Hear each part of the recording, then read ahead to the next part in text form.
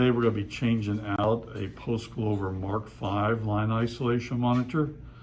This is a twin panel, and the one on the left says FC has failed, so we're going to go ahead and change that out.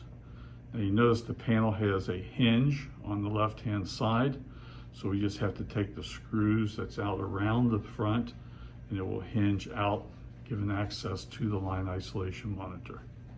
We have taken all the screws around the front out. Now we're going to turn the main breaker off so we can gain access to inside the panel. So we have opened the panel up, and it's on the hinge there. So there is the Mark V line isolation monitor. It's mounted on some brackets here, and the Sentry line isolation monitor will mount in the exact same mounting. And as long as there's no remote annunciators in this panel, you can even use the existing wiring harness. So we're going to take the line isolation monitor off by the 4 screws on the front. So we'll do that now.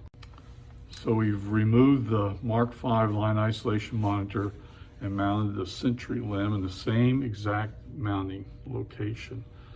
Actually, as we said, we can use their wiring harness because there's no remotes hooked up to it. And so now we're ready to shut the front cover and turn the main breaker back on. So now the front cover is on, we're going to turn the main breaker back on, and the line isolation monitor will go through a calibration procedure. Notice the blue light comes on, which means it's calibrating. Since power's been off, it's come back on. It's going through a calibration. It takes a little less than 10 seconds to go through a calibration. It's come out with a green light and the reading of the system. Okay, so now we'll finish sealing the front up, and then we'll test it per NFPA 99. The line isolation monitor is installed now and the front's back on, so now we're ready to test it per NFPA 99.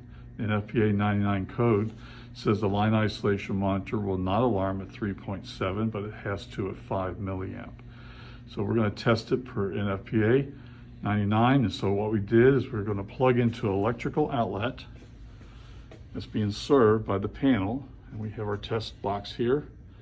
And so we're going to put a variable fault to make the line isolation monitor alarm. The line isolation monitor is sensing the fault, and it's going up. The Sentry LIM is set to alarm about 4.8 milliamp.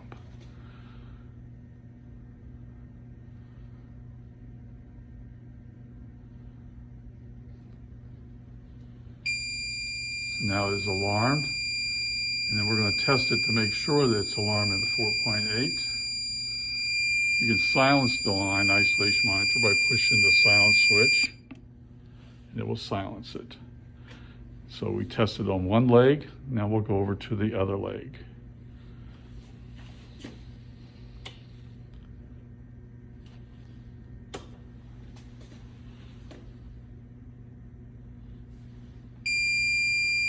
Okay, so both line isolation, the line isolation monitors alarmed on both X1 and X2, and so it is past its testing.